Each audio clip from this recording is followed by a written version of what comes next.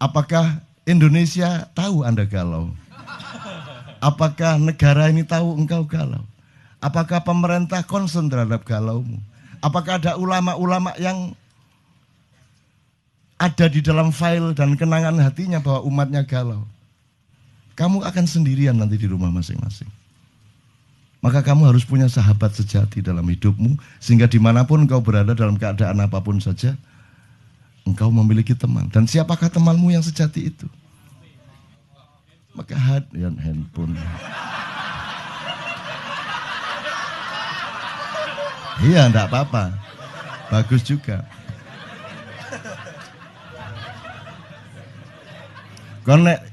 Kalau handphone juga terus terpaksa digadekno, ya kan? Tak kasih saran mudo kon ndek kamar iki. Mudo kok delok-delok dhewe raimu. Kok selentik sabar le. Terus ngilu kok jundu dhewe ala dapurmu gitu ya. Gitu. Oke, saya ingin mengatakan begini. Tolong kembali ke hidupmu yang sejati. Kemanapun engkau pergi, kamu harus selalu memiliki kesadaran untuk berpijak kepada yang sejati. Yang sejati itu gampang. Saya kasih 3 idiom. 1 cangkul, 2 pedang, 3 keris. Jangan dilihat kerisnya sebagai benda, jangan dilihat pedangnya sebagai benda, jangan dilihat cangkulnya sebagai benda, tapi sebagai pemahaman dan kesadaran. Kalau cangkul itu fungsi apa, Dik? Ya mosok pacul kayak motong rambut ngono iku ya. Maksud saya dia berfungsi apa? Berfungsi ekonomi. Makanya menteri pun kalau pergi ke kantor dia bilang sama tenaga, sebentar aku mau nyangkul, kan gitu. Jadi cangkul sebagai pemahaman mengenai fungsi ekonomi. 1 ekonomi. Dan ini kan yang terutama di Indonesia kan, kenapa orang Indonesia tidak ada yang hebat beneran kecuali yang jenius dari Allah langsung?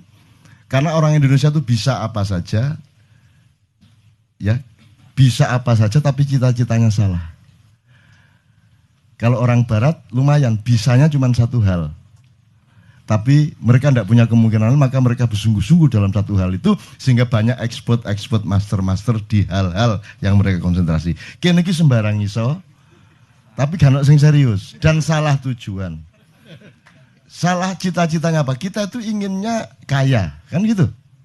Orang Barat inginnya bahagia. Ini menurut Rawahu Sabrang. Ini saya diceramai Sabrang. Saya diceramai Sabrang tadi malam. Jadi anak saya adalah guru saya dan itu nyata. Kan dulu saya bikin struktur ini, Ustaz. Jadi kenapa Islam, Sabrang juga nih yang ngomong, kenapa Islam pada abad 8 tidak bisa populer, tidak diterima? Karena yang membawa adalah pedagang. Nah, pedagang itu kastanya paling rendah, gitu kan.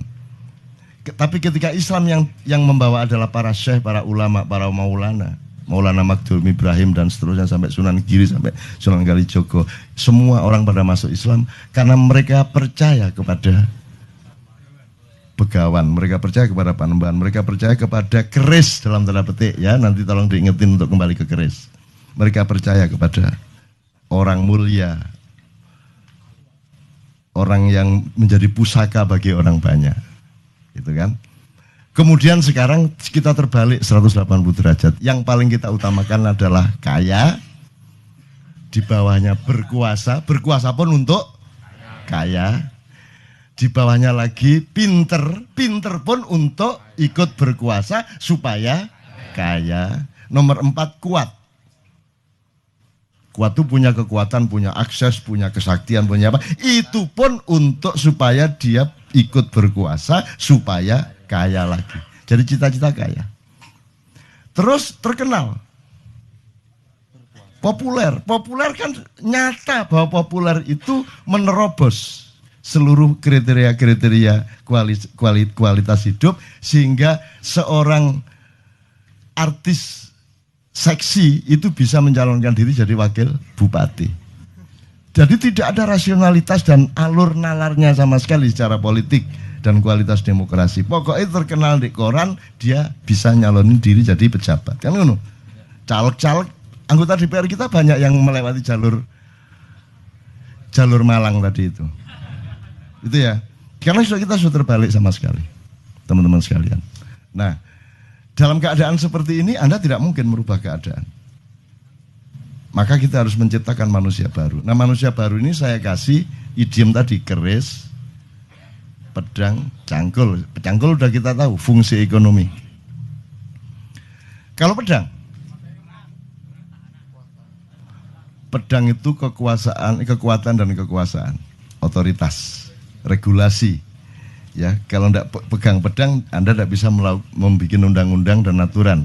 Yang boleh bikin undang-undang adalah orang yang sudah dapat pedang dari pilkada atau dari pilpres atau dari pileg, kan gitu kan?